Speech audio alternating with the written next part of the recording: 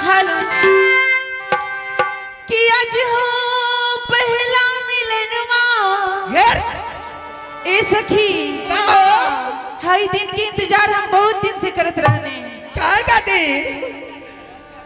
कि कब मिलन होखे कि आज हो पहला मिलनवा मिलने सजनी के सजनवा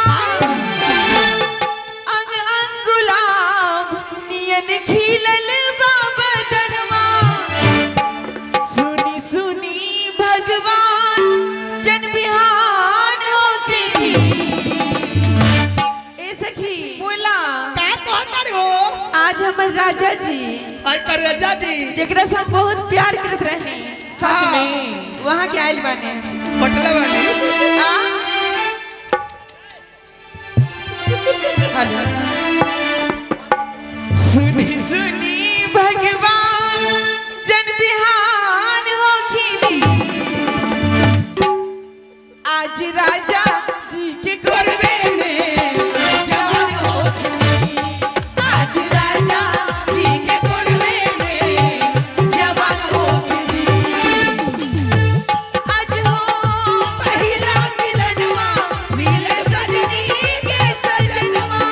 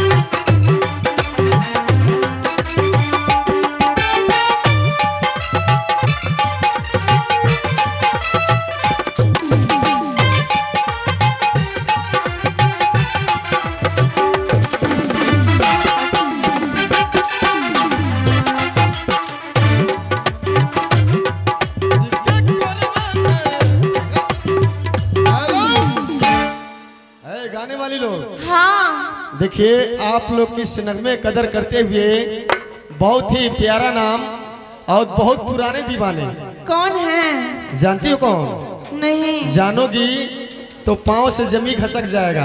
अच्छा जानती हो कौन है? हेलो कौन आ गए? चांदनी जी इधर आइए। जमीन तो नहीं है अभी स्टेज है लेकिन जमीन पे ही स्टेट है ये भूल रही हैं आप। स्टेज खिंचकेगा तब ना। चांदनी जी देखिए आपके पुराने दीवाने जो कैथोलिया बाबा से चल के आए हैं अच्छा आप तो जानती ही होंगी उनको।